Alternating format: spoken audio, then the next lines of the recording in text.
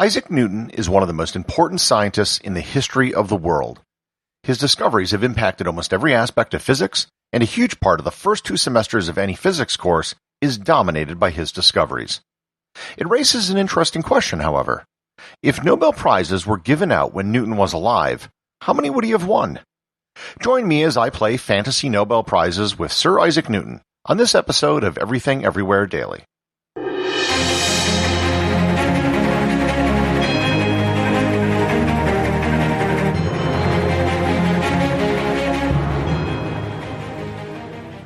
This episode is sponsored by Audible.com. My audiobook recommendation today is The Clockwork Universe, Isaac Newton, the Royal Society, and the Birth of the Modern World by Edward Dolnick. The Clockwork Universe is the story of a band of men who lived in a world of dirt and disease, but pictured a universe that ran like a perfect machine.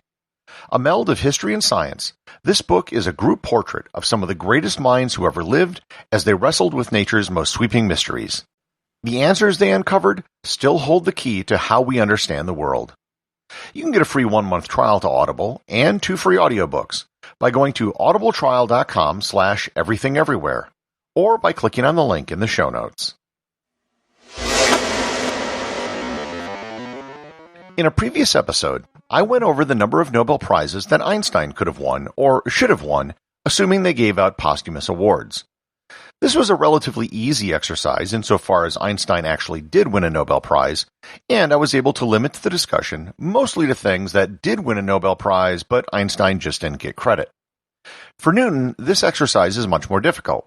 Isaac Newton died in 1727, and the first Nobel Prizes weren't given out till 1901. Moreover, the world of science was really different in the 17th century compared to what it was in the early 20th century. Newton was making discoveries in very basic things compared to later discoveries. He was, in fact, picking the low-hanging fruit in the world of physics. Nonetheless, it was Newton that did it. He laid the foundation on which science is still being taught today. So, because this is such a theoretical exercise, I'll define something as Nobel Prize-worthy if it's a discovery that was a significant advance in science, or if it allowed for significant advancements in science. Because I'm doing this almost 300 years after Newton's death, I have the benefit of hindsight to see which of his advancements have stood the test of time. Let's start with one of Newton's biggest accomplishments, and the one which might cause the most controversy in this discussion, calculus. As I noted in my previous episode on Who Invented Calculus, Newton certainly invented calculus independently, but he never publicized it. The controversy lies in the fact that there is no Nobel Prize for mathematics. However, there have been prizes given out for the development of techniques that allowed science to advance. For example, the 1993 prize in chemistry was given to Kary Mullis for his development of the polymerase chain reaction technique for DNA replication. The PCR technique was vital for the advancement of all genetic science. So in that vein, we'll give Newton a Nobel Prize for calculus, as all subsequent physics is dependent on calculus. Nothing else would really exist without it. It's that important. This isn't just solving a mathematical problem like Fermat's last theorem. It was developing an entire branch of mathematics. And for the record, he'll share this theoretical Nobel Prize with Gottfried Leibniz, who is considered the co-inventor of calculus. In the same vein, we'll give Newton a second Nobel Prize for the development of the reflecting telescope. Every single optical research telescope built in the last 100 years is a reflecting telescope. And I'll refer you to my previous episode on telescopes. The Hubble telescope, the Keck telescope, the Grand Telescope of Canarius have all been reflecting telescopes. All extrasolar planets have been discovered with reflecting telescopes. Every planet and planetoid in the solar system was discovered with a reflecting telescope. Basically, modern astronomy doesn't exist without Newton's reflecting telescope, so you have to give Newton Nobel Prize number 2. Now we can start getting into his actual scientific discoveries, and the first thing you have to recognize are his 3 fundamental laws of motion. His first law is the law of inertia. His second is the equation force equals mass times acceleration. His third law states that every action has an equal and opposite reaction. There's a lot more to it, but that's the summary of the 3 laws. That these are fundamental is beyond no doubt. The real question is, how many prizes do we award? I think the answer is 3, and I've gone back and forth on it. Each of these is so fundamental that any one of them, had they been discovered by someone else, would have put that person in the history books. So I'll award Newton 3 more Nobel Prizes for his 3 fundamental laws, because they are quite simply fundamental. The next theoretical Nobel Prize would be awarded for his work on the theory of gravity.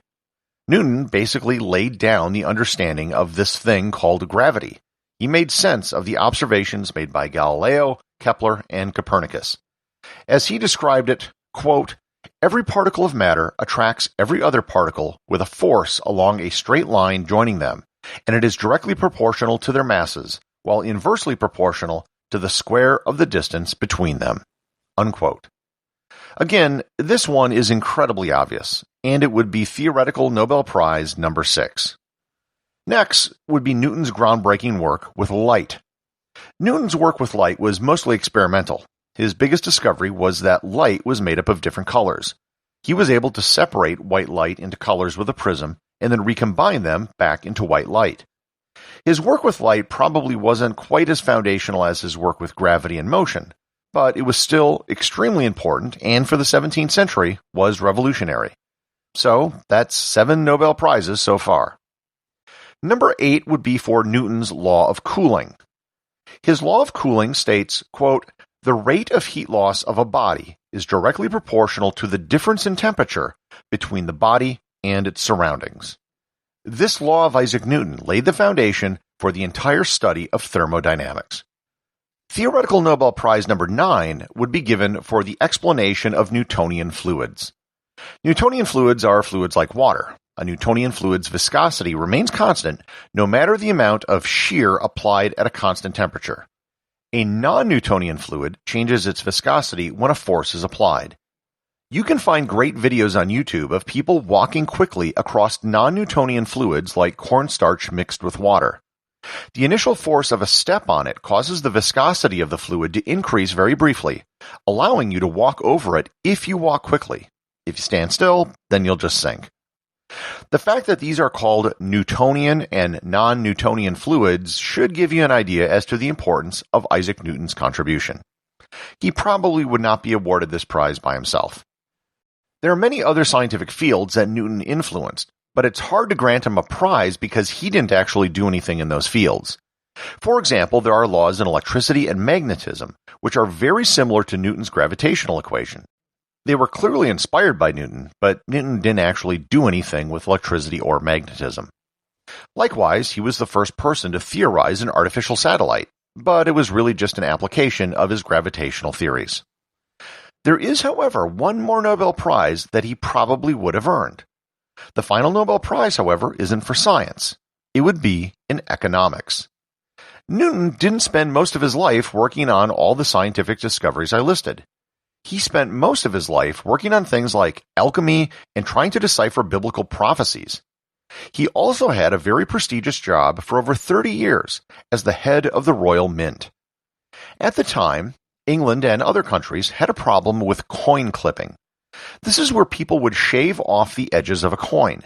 They would keep the shavings, which were made of the same precious metal, and then try to pass on the slightly smaller coin. Newton oversaw a new coinage system in England where the coins had milled edges. These are small serrations on the edge of a coin. Many coins still have these today, including the US quarter and dime.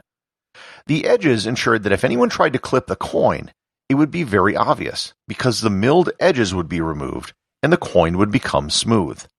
This might not sound like a big deal right now, but for the 17th century, it was a huge deal. It was a landmark in stopping coin debasement and inflation. So, 10 potential Nobel Prizes is pretty good. It's one less than what I gave Einstein, but I can't think of many people who would be awarded more theoretical Nobel Prizes than Sir Isaac Newton. The associate producer of Everything Everywhere Daily is Thor Thomsen.